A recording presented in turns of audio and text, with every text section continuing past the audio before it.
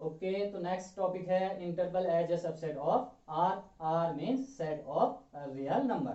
तो real number के set को हम टेबुलर फॉर्म या रोस्टर फॉर्म में नहीं लिख सकते हैं। तो समझते हैं, देखते हैं इस टॉपिक को। मान लीजिए कोई नंबर लाइन है, ओके, तो सभी रियल नंबर को हम नंबर लाइन पे रिप्रेजेंट कर सकते हैं। तो हम कह सकते हैं कि ये जो नंबर लाइन है, इंटायर नंबर लाइन, यही क्या है, सेट ऑफ रियल नंबर। इस इंटायर नंबर लाइन को हम कह सकते हैं रियल नंबर या set of real number. Okay, तो अब मान लीजिए छोटा सा टुकड़ा हम ले लेते हैं, यहां से यहां तक, 1 से लेके 4 तक। तो ये छोटा सा टुकड़ा, ये जो पार्ट है, ये छोटा सा टुकड़ा, ये पार्ट रियल नंबर के क्या हो जाएगा, सबसेट। क्योंकि इस पूरे को हमने कहा रियल नंबर का सेट या रियल नंबर, इसमें एक छोटा सा पार्ट है, तो हम कहेंगे दिस इज अ, ये जो आपको दिख रहा है, this is a part of real number. तो ये पार्ट क्या हो जाएगा, रियल नंबर का सबसेट। तो मैथमेटिकली किस तरह से लिखेंगे इसको, या सेट बिल्डर फॉर्म में हम इसको लिख सकते हैं। ओके, मैथमेटिकली एक्स, इसमें कुछ एक्स एलिमेंट्स हैं, x such that x belongs to are.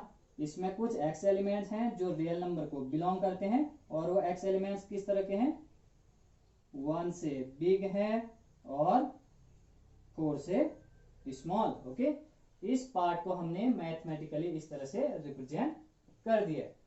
और ये 1 और 4 को, यहाँ पे एक क्वेश्चन निकलता है, क्वेश्चन आता है, क्या इस पार्ट में 1 भी होगा, क्या इस पार्ट में 1 भी होगा, क्या इस पार्ट में 4 भी होगा। ओके, 4, इस पार्ट की जो हम बात कर रहे हैं, क्या इस पार्ट में 1 होगा, क्या इस पार्ट में 4 होगा। ओके, इस 1 और 4 को हम बोलते हैं and point, and point.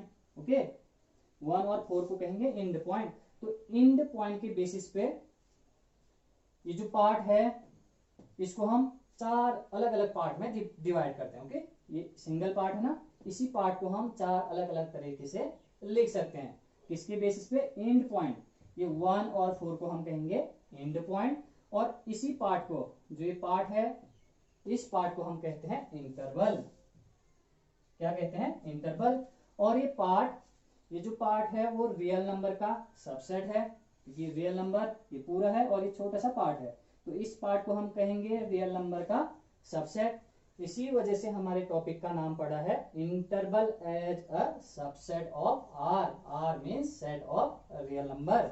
Okay, interval as a subset of real number. Okay, तो इस टुकड़े को, इस पार्ट को हम एंड पॉइंट के बेसिस पे 4 टाइप से डिवाइड कर सकते हैं, या एंड पॉइंट के बेसिस पे इंटरवल 4 टाइप के होते हैं। एक तो हमने ये लिख दिया है यहाँ पे 1 या x 1 के इक्वल नहीं है, और 4 भी x के इक्वल नहीं है, तो यहाँ पे एंड पॉइंट इंक्लूड नहीं हो रहे हैं, एंड पॉइंट इंक्लूड नहीं हो रहे हैं। तो एक पार्ट तो ये हो गया जिसको हमने यहाँ पे पहले से ही लिखा है। ओके, इसका मतलब है x 1 के इक्वल नहीं है और 4 के इक्वल भी नहीं है। इट मीन्स इस पार्ट में, इस इंटरवल में 1 और 4 बिलोंग नहीं करता है। ठीक, 1 और 4 इंक्लूड नहीं करते हैं इस इंटरवल में। तो यहां से हम x की वैल्यू ले सकते हैं 2 और 3। 1 और 4 इंक्लूड नहीं हो रहा है। तो ये तो एक रफ वर्क था समझाने के लिए, मैथमेटिकली हम इसको नंबर लाइन पे रिप्रेजेंट कर सकते हैं। ये सिर्फ एक मोटा मोटा आइडिया था, रफ आइडिया। ओके, इसे हम इंटरवल कहेंगे कहते हैं। तो ये 0 हो गया, ये 1, ये 2, ये 3, ये 4, 5, इंफिनिटी, और इस साइड नेगेटिव नंबर। तो इसको अब नंबर लाइन पे रिप्रेजेंट करना है। तो 1 इंक्लूड नहीं हो रहा है और 4 भी इंक्लूड नहीं हो रहा है, तो हम 1 से आगे को बढ़ेंगे। 1 से बिग है x, तो आगे बढ़ेंगे, और 4 से स्मॉल है तो 4 तक आ जाएंगे ऐसे करके। और 1 और 4 इंक्लूड नहीं हो रहा है, जब इंक्लूड नहीं होता है तो हम इस तरह से होल कर देते हैं। यहाँ पे होल है। ओके, इसको बोलते हैं होल। ठीक, तो मैथमेटिकली हम ये पार्ट इस तरह से मैंने आपको समझाया, तो इसको मैथमेटिकली हम इस तरह से लिखेंगे। अब देखते हैं second interval, x such that x belongs to R, 1 greater than equal to x less than equal to 4। तो यहाँ पे x इक्वल टू 1 भी है, x इक्वल टू 4 है, तो 1 भी 4 भी इस पार्ट को बिलोंग करते हैं, दोनों एंड पॉइंट इस पार्ट को बिलोंग करते हैं। तभी x की वैल्यू 1 भी है और 4 भी है, और 1 से बिग है और 4 से स्मॉल है। तो हम इसको नंबर लाइन पे रिप्रेजेंट कर सकते हैं कुछ इस तरह से।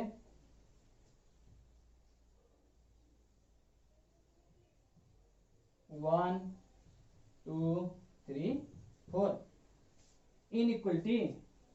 ओके, यहाँ पर इक्वल भी है और ग्रेटर का भी है। तो इसका मतलब है, इस सिंबल का मतलब है कि दोनों नंबर दोनों एंड पॉइंट इंक्लूड करेंगे, इसका मतलब। ओके, इसका मतलब है दोनों एंड पॉइंट इंक्लूड करेंगे। तो हमें 1 को भी ले जाना है और 4 को भी। तो इस तरह से डार्क लाइन खींच देंगे और यहाँ पे डॉट करेंगे। डॉट का मतलब है कि 1 भी इस पार्ट में इंक्लूड हो रहा है और 4 भी इंक्लूड हो रहा है।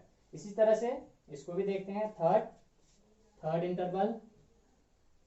और ये सभी इंटरवल सबसेट हैं रियल नंबर के। Okay, -infinity +infinity, 0 -1 1 2 3 4 5। एक और लेते हैं। तो यहां पे देखना 1 इक्वल टू x है और 1 लेस देन x है। तो x की वैल्यू 1 है और 1 से बिग है और 4 से स्मॉल है। यहाँ पे इक्वल टू का साइन नहीं दिख रहा है, इट मीन्स 4 इंक्लूड नहीं हो रहा है। तो यहाँ पर आप होल कर दोगे इस तरह से, और x की वैल्यू 4 से लेस है, 4 से कम है, और कहाँ तक है 1 तक, और 1 x के इक्वल है। इट मीन्स यहाँ पे हम क्या कर देंगे, डार्क कर देंगे, डॉट कर देंगे, इसको कहते हैं डॉट। ओके, तो जिस पार्ट की हम बात कर रहे थे, यहाँ पे ये एंड पॉइंट की बात कर रहे थे और इस पार्ट की बात कर रहे थे, तो यहाँ पे ये थर्ड वाले कंडीशन में, थर्ड इंटरवल में हम कह सकते हैं कि इस पार्ट में 1 बिलोंग कर रहा है बट ये 4 बिलोंग नहीं कर रहा है। तो यहाँ पर हमने डॉट किया, यहाँ पे होल कर दिया। Last interval 0 -infinity +infinity, 1 2 3 4 5। तो यहाँ पे हम कह सकते हैं कि 1 इंक्लूड नहीं हो रहा है इस पार्ट में, जिस इंटरवल की हम बात कर रहे हैं उस इंटरवल में, या इस पार्ट को ही हम, इस छोटे से टुकड़े को, हिस्से को ही हम इंटरवल कह दे रहे हैं। ओके, तो इस इंटरवल में 1 इंक्लूड नहीं हो रहा है और 4 इंक्लूड हो रहा है। तो x की वैल्यू 1 से बिग है तो आगे को बढ़ेंगे 1 से आगे, और 4 के इक्वल है तो 4 तक आएंगे, और 4 से लेस है। ओके, तो 4 के इक्वल है तो यहाँ पे डॉट करेंगे, और 1 से बिग है तो यहाँ पे होल कर देंगे। तो मैथमेटिकली हम इंटरवल को इस तरह से रिप्रेजेंट करेंगे, नंबर लाइन में इस तरह से रिप्रेजेंट करेंगे, और ये सेट के फॉर्म में हो गया। इसी चीज को हम पढ़ेंगे चैप्टर नंबर 6 में, इनइक्वलिटी, लीनियर इनइक्वलिटी में। तो ध्यान से इसको समझिए और नोट करिए। ये रफ वर्क है, जिससे हमने आइडिया लिया कि किसे हम पार्ट कहेंगे, और ये पार्ट क्या रियल नंबर का सेट, रियल नंबर का सबसेट है या नहीं है। तो इस वर्क से या इस रफ वर्क से हमने समझा कि क्या इंटरवल या पार्ट रियल नंबर का सबसेट होता है।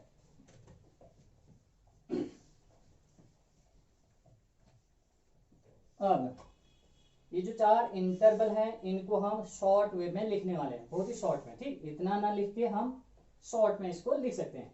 यहाँ पे ये दोनों एंड पॉइंट इंक्लूड नहीं हो रहे थे पार्ट में या इंटरवल में, तभी हमने होल लगाया। तो इसको हम लिख सकते हैं, इस इंटरवल को 1,4 और ये स्मॉल ब्रैकेट। ओके, यहाँ पर हमने स्मॉल ब्रैकेट यूज किया। तो इस इंटरवल को लिखने का तरीका ये है। इसका मतलब है कि x की वैल्यू 1 और 4 के बीच में, 1 और 4 नहीं है। यहाँ पे भी 1 और 4 नहीं था, तभी जाके हमने यहाँ पे इक्वल का साइन नहीं लगा और यहाँ पे होल कर दिया। तो इसका, इन तीनों की मीनिंग सेम है। ओके, और इसको हम रीड करेंगे, इसको open interval 1 to 4। Okay, open interval में, ये ओपन इंटरवल है, तो ओपन इंटरवल में इस तरह की इनइक्वलिटी हमें दिखती है, इस टाइप की, ये और ये। ओके, इसको भी आप यहाँ पे लिख दीजिए। सेकेंड, वन एंड पॉइंट इसमें इंक्लूड हो रहे हैं, तो इसको हम लिख सकते हैं शॉर्ट वे में 1,4। ओके, ओपन इंटरवल इसको बोलते हैं, ओपन इंटरवल इसको बोलते हैं क्लोज्ड इंटरवल। ओके, ये स्मॉल ब्रैकेट है और ये कौन सा है, स्क्वायर ब्रैकेट या रेक्टेंगुलर ब्रैकेट। तो जब भी हम स्क्वायर ब्रैकेट यूज करते हैं तो हम इसको रीड करेंगे क्लोज्ड इंटरवल। ओके, इसका मतलब होता है कि 1 से 4 तक के सभी नंबर, ओके, सभी इस इंटरवल में इंक्लूड करेंगे, 1 भी, 2 भी, 3 भी एंड 4 भी। तो इसको हम रीड करेंगे, इसको हम पढ़ेंगे closed interval 1 to 4। Okay, closed interval 1 से 4 तक। तो इस क्लोज्ड इंटरवल में 1 भी इंक्लूड होगा, 4 भी। यहाँ पे तभी हमने डॉट किया, इसका मतलब भी वही है, 1 भी आ रहा है, 2 भी आ रहा है, 3 भी आ रहा है और 4 भी आ रहा है।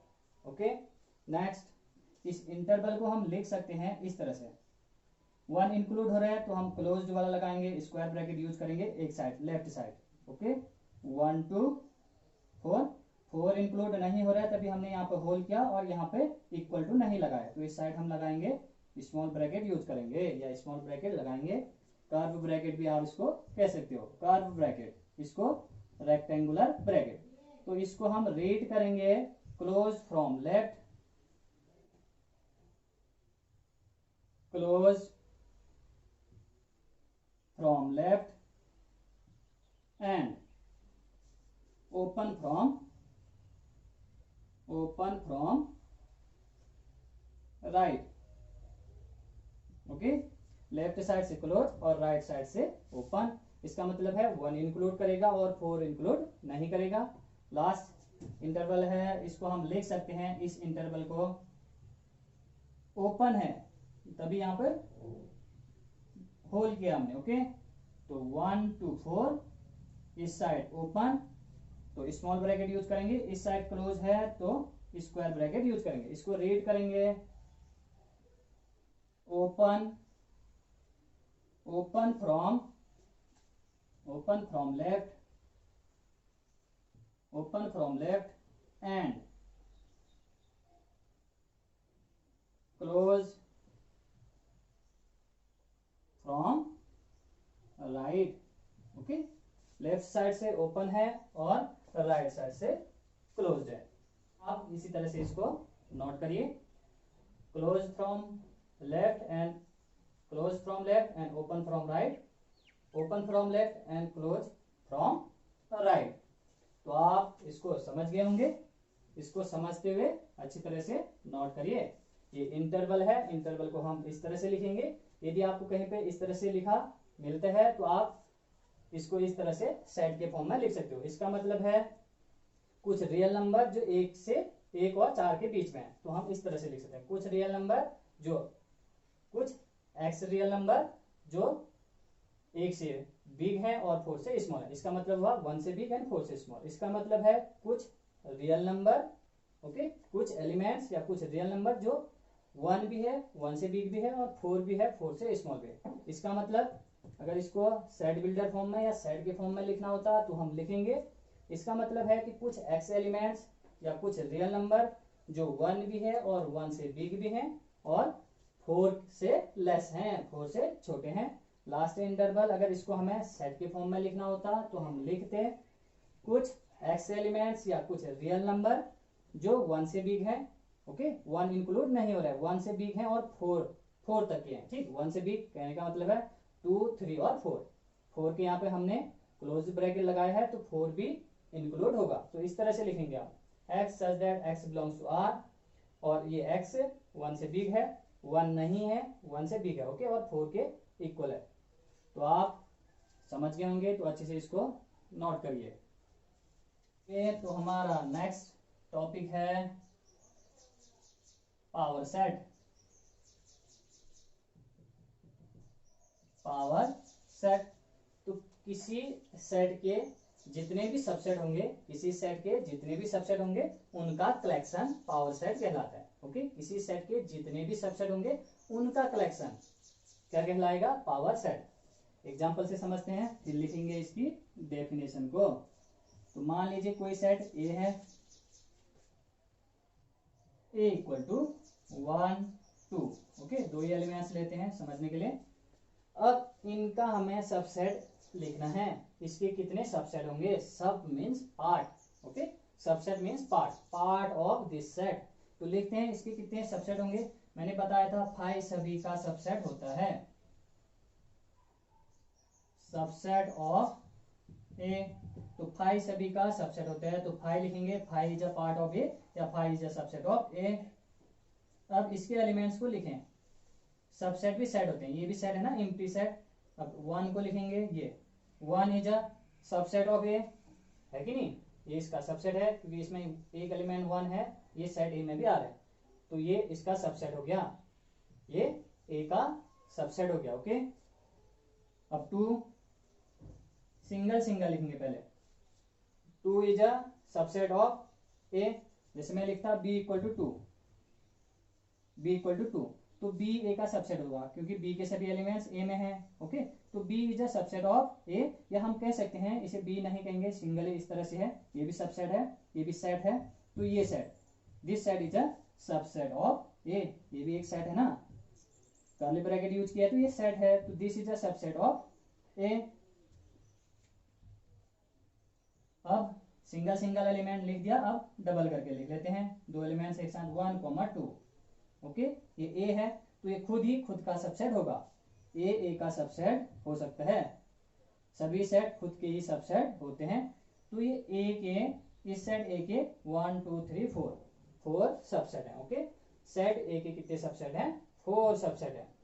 तो इनका कलेक्शन, इन सबसेट का कलेक्शन ही पावर सेट कहलाता है। तो हम ले सकते हैं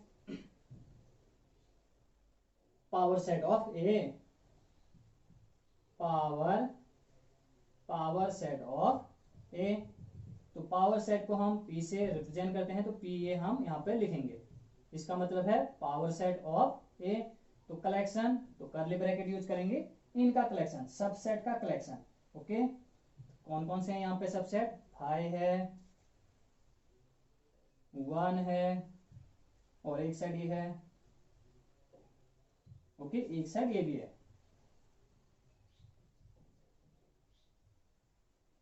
कर्ली ब्रैकेट यूज किए हैं, तो इस तरह से ओपन है, कर्ली ब्रैकेट यहाँ पे ओपन है, तो क्लोज इस तरह से कर देंगे।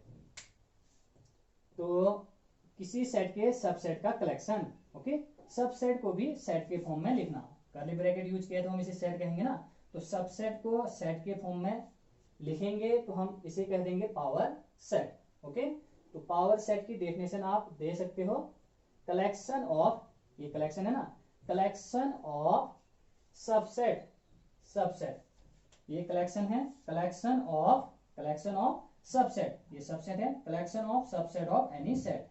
ओके, इस सेट के सबसेट का कलेक्शन, इस सेट के सबसेट का कलेक्शन क्या कहलाएगा? Power set. तो आप इजीली अपने वर्ड्स में आप लिख सकते हो।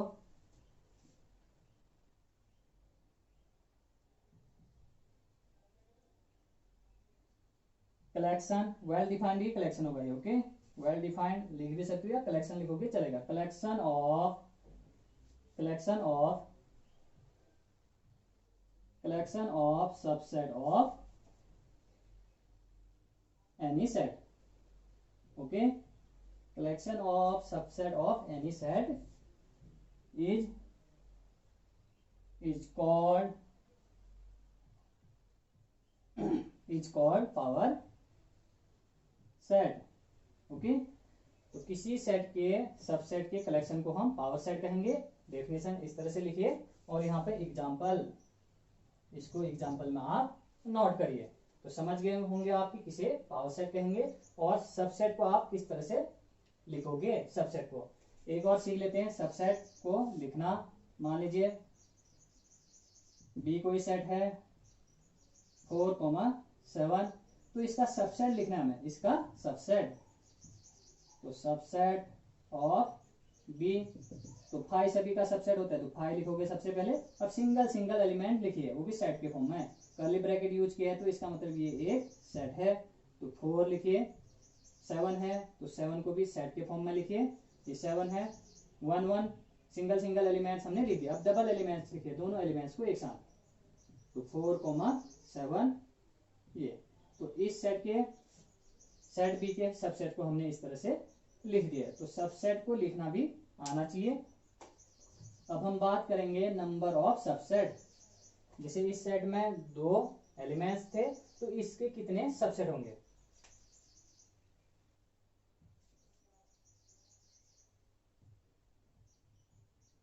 नंबर ऑफ सबसेट, तो इसको निकालने का, नंबर ऑफ सबसेट निकालने का एक छोटा सा फॉर्मूला होता है कि आप डायरेक्टली बता सकते हो कि किसी सेट के कितने सबसेट होंगे। Let set A contain m elements. Okay, किसी सेट में कितने एलिमेंट्स हैं, m। तो हम लिख सकते हैं therefore subset of set A equal to 2 की पावर m। किसी सेट में जितने भी एलिमेंट्स होते हैं, यदि 2 की पावर कर दें, ओके, किसी सेट में जितने भी एलिमेंट्स होंगे यदि उसको 2 की पावर में लिख दें तो हमें पता चल जाएगा कि उस सेट में कितने एलिमेंट्स होंगे। जैसे इस सेट में m एलिमेंट्स हैं, किसी सेट ए में m एलिमेंट्स हैं।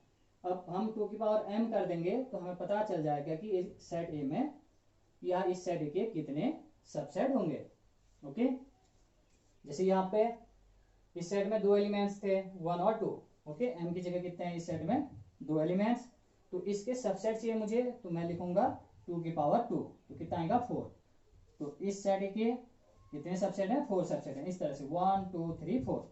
तो हम डायरेक्टली इस फॉर्मूले की हेल्प से बता सकते हैं कि किसी सेट के कितने सबसेट होंगे। 2 की पावर m, इस फॉर्मूले को यूज करेंगे। यहाँ पर m है number of elements in any set, तो इसको भी आप जरूर लिखिए। लास्ट टॉपिक है अब universal set.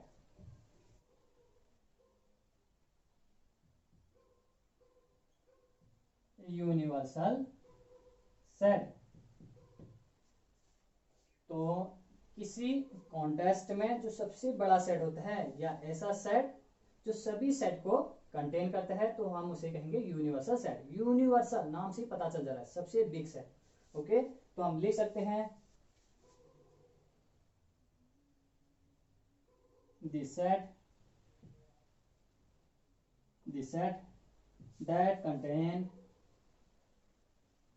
set that contain all the sets in any contest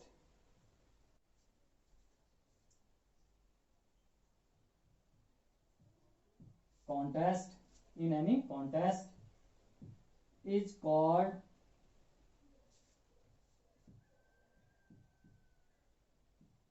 universal set. Example से समझते हैं, नंबर की बात करते हैं। जैसे कि नेचुरल नंबर के सेट को हम n से रिप्रेजेंट करते हैं और इसके एलिमेंट्स हैं 1 2 3 सो ऑन। ओके, तो हमें चाहिए इसका यूनिवर्सल सेट। तो ऐसा सेट जो सबसे बिगेस्ट सेट हो या ऐसा सेट जो सभी सेट को कंटेन करता हो। जैसे नेचुरल नंबर का सेट हो गया, होल नंबर का सेट 0 1 2 3। ओके, तो इन सभी से बिग सेट या ऐसा सेट जो इन दोनों सेट को कंटेन करे, तो उसे हम कहेंगे यूनिवर्सल सेट।